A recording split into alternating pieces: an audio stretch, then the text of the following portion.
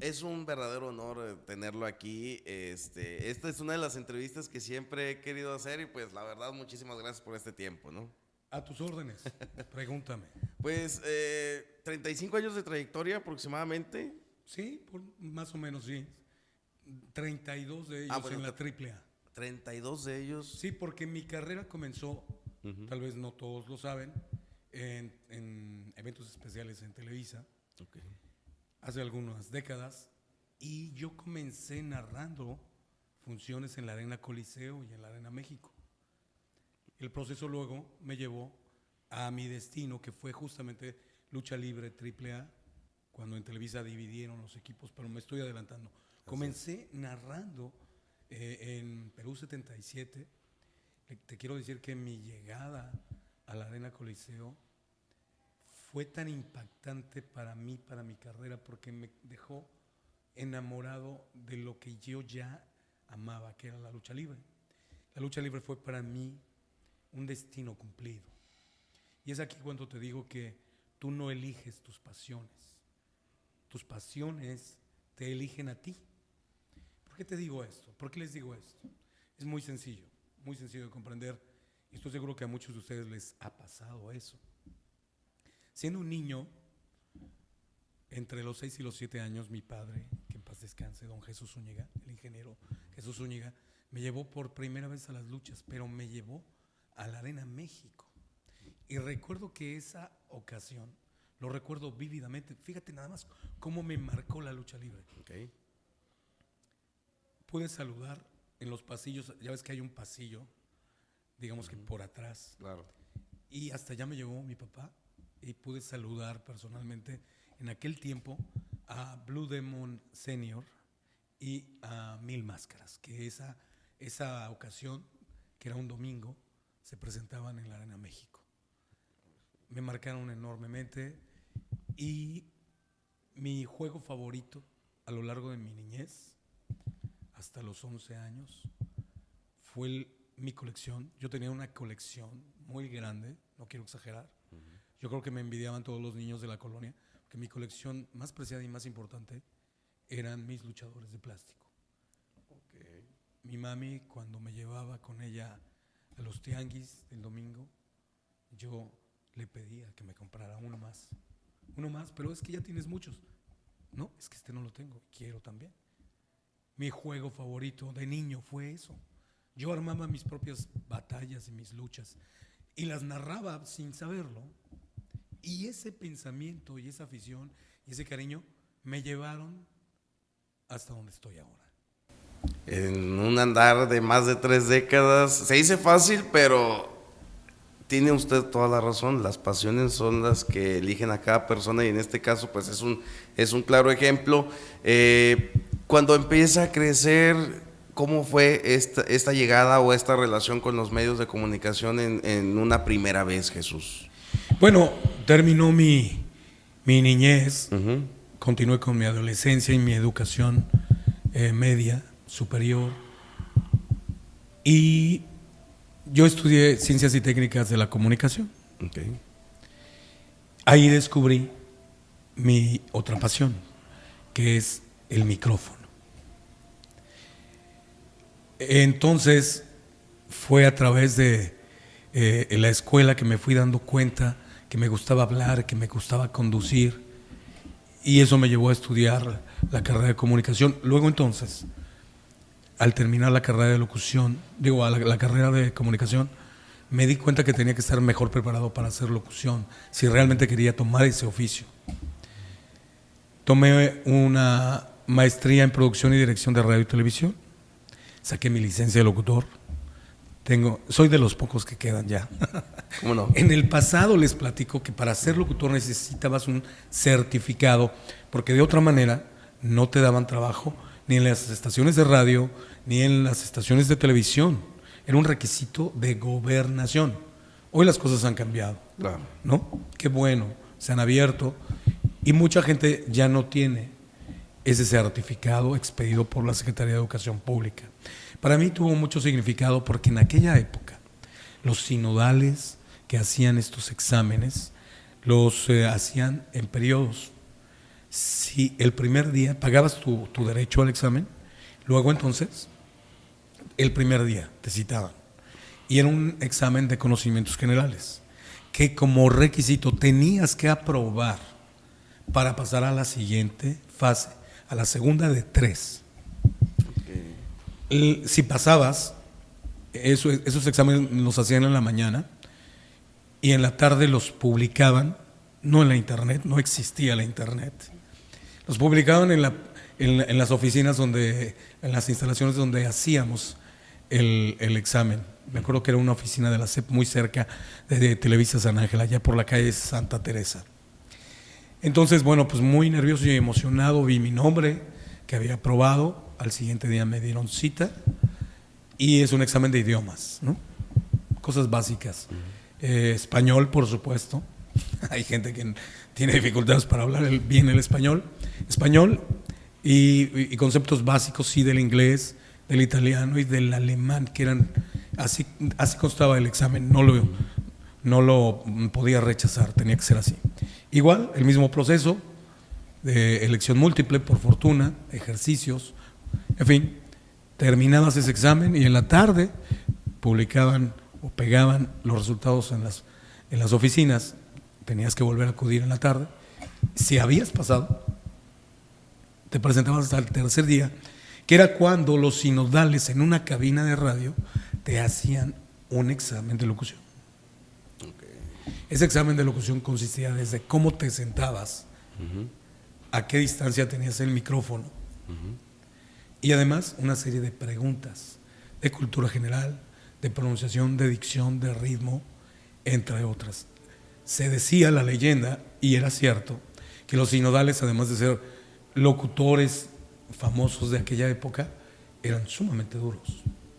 Era como que no quería, o se creía que ellos no querían que pasaras el examen. Solo aquellos bien capacitados y ya preparados les daban su acreditación. Esa fue mi primera aventura en la locución. ¿Y cómo le fue en el examen? Bien.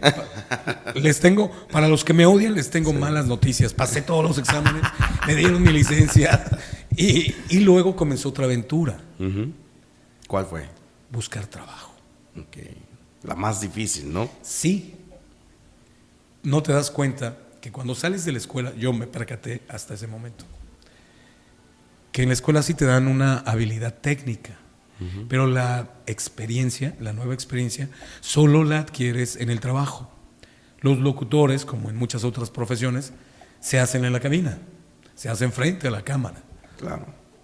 Y entonces cuando llegas a solicitar tu primer trabajo, me decían, lo recuerdo porque me pasó muchas veces, tocaba puertas en las estaciones de radio, en las estaciones de televisión, me decían, ¿tienes licencia? Claro. ¿Tienes experiencia? No. Venga mañana. Así. Una situación compleja porque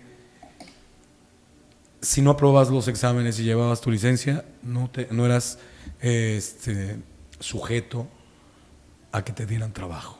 Y si no tenías experiencia también, ¿cómo ibas a adquirir experiencia si no te daban trabajo? Sí, no había oportunidades, vaya. La poca experiencia que tenía fue las prácticas que yo hice en Canal 11. Okay. Fue mi primer trabajo profesional, porque después de mis prácticas me contrataron por un año a ser el locutor del máster, me acuerdo muy bien. Yo presentaba los programas cada media hora o cada hora. Había una cabinita chiquita en el máster donde estaba el switcher gigante. Hoy ya son más sofisticados y más pequeños, pero enorme el switcher. Había personal que corría unas cintas de 2 pulgadas o cassettes gigantes así, donde venían los programas, o bien se lanzaban a los estudios, ¿no? Entonces yo hacía esa conexión a través de un micrófono en voz en off y presentaba el canal del Instituto Politécnico Nacional Presenta. De ahí tuve que ser muy valiente. Mi padre me ayudó mucho, buscó la forma de abrir las puertas y llegué a pedir trabajo a la XEW, donde igual pasó lo mismo. Me preguntaron, licencia de experiencia. Ya para ese momento tenía algo de experiencia. Y les dije que sí. Exageré un poco, debo decir, ¿eh? La idea era que me dieran la oportunidad. Y igual hay un proceso, te tienen que aprobar, para darte trabajo en una estación de radio, te tiene que aprobar el sindicato, porque las posiciones de locución son plazas sindicales. Ya. Solo se la pueden dar los miembros del sindicato, aprobado paralelamente por el director artístico de la estación. Entonces tienes que convencer a ambas partes. ¿Cómo sucedió? Y me hicieron mi examen en el sindicato, tuve que llevar un casting, un demo, que grabé en mi casa, con unas tornamesas, e inventé ahí con un micrófono hechizo, una grabadora muy chiquita. Pasé con el sindicato. Luego pasé el filtro de la dirección artística, que estaban solicitando un nuevo talento porque había necesidad de tener más locutores en las estaciones de la XCW. En este caso de la XX AM. Okay. Igual me hicieron mi prueba, platiqué con el director artístico y tuve la fortuna de pasar. Yo creo que me vieron con tanta hambre de éxito y de la otra, que dijeron, bueno, este chamaco, yo era un chamaco, estaba saliendo de la escuela prácticamente, y me tuvieron confianza, se los agradezco mucho, y debuté como locutor profesionalmente en 1900, no me acuerdo, en XXAM, como el locutor que cubría los turnos de los otros locutores. Y ahí el trabajo era presentar canciones y presentar los conceptos de deportes que por radio se transmitían, que era el béisbol, que era el box, que era el fútbol, básicamente, ¿no? Que se hacían en radio y se hacían en la televisión. Okay. Ahí conocí a Toño de Valdés, entre otras grandes figuras comentaristas de los deportes. Y luego me di cuenta que el sueldo de locutor no me iba a alcanzar y que me urgía más experiencia en otros ámbitos. Y fue entonces que fui con mi jefe y le dije, deme más trabajo. Y me puso a hacer turnos en la XQAM y en otra estación que habían recientemente comprado, en Grupo Radiópolis, así se llamaba antes, okay. XWA, que aunque se generaba desde México, se transmitía en Guadalajara. Yeah. Okay. Luego me llegó una oportunidad en XW. Yo soñaba con tocar las campanas que había en la cabina de la XW, que es en XEW, transmitiendo desde Ayuntamiento 52, Colonia Centro y algo así. Pero al mismo tiempo tenías que tocar pues, unas campanas que había ahí que se oían muy padre. Okay. Cuando era niño yo me acuerdo que mamá escuchaba esas estaciones y pues de alguna forma me sentía familiarizado con ella. Y me empezaron a dar turno en las 3 y hacía turnos en todas las estaciones. Luego vino una oportunidad, era el Mundial de Fútbol Italia 90. Y pedí la oportunidad, porque será otra chamba, de ser el locutor